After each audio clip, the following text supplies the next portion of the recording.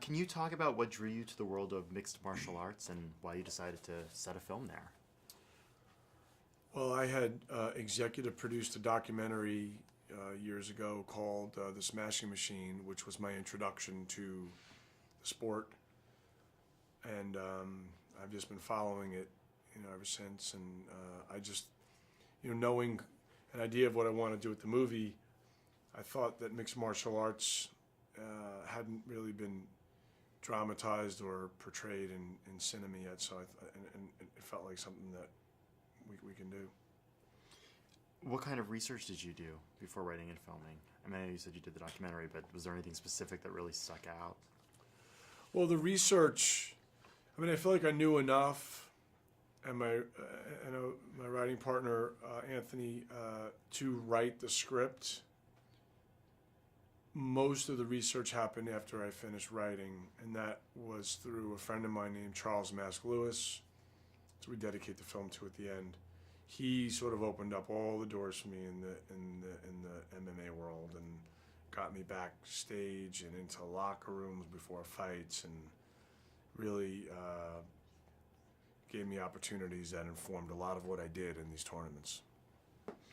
Great. The cast is amazing in the film, and a lot of them are, relatively unknown actors or actors on their way up. What was the process of casting like, and how did you ultimately decide? Well, I met with a lot of actors going in because I didn't want to use movie stars, so the challenge was finding not only people, the guys who were right for the roles, but who could potentially kind of pop off the film, and after seeing hundreds of actors, I eventually came across these two guys, and they just felt right for each part. Fantastic. What about casting Nick Nolte? Well, Nick, Anthony, and I, we wrote the part for Nick, so there was no that happened. That happened during the writing process. He already got the part then. Fantastic. And there are a number of real-life MMA fighters and wrestlers in the film, all of whom are delivering performances worthy of their screen partners. Can you talk about working with them, since they're not, normal actors? Well, they don't. There's not a lot of acting going on with these guys. They're just, in essence, they're playing themselves, and they're doing what they're comfortable doing, which is fighting. So, it wasn't required of them to go to any kind of deep emotional places or anything like that. It was just the challenge for those guys was, because they're fighters, was it's almost like a reverse engineering kind of thing, because they had to not hurt anybody. They almost had to become stuntmen in a way. So deconstructing how they normally fight, they're punching through people, they're kicking through people, they have to do it so they stop. And that's not easy to do. So I think that was their biggest challenge. The fight scenes are obviously really amazingly choreographed in the movie. What is that like as a director? What are some of the huge challenges there?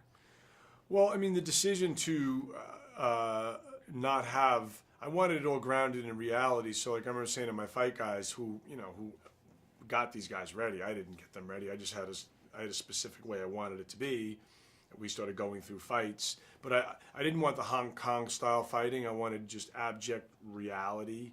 So, what I always said is I need to see it.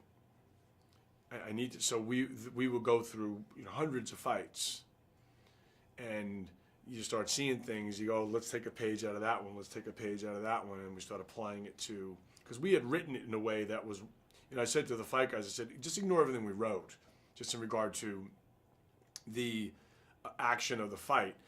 We have to drive towards the same emotional beats, and the same guy's got to get his arm raised. But how we get there, I am totally open to. And I want to make this as dynamic as possible. And then it required us to make very specific decisions. And then those guys, my fight guys, getting these guys ready, which was not easy to do, a lot of training. And then they did all the choreography. I didn't do that. Okay, great.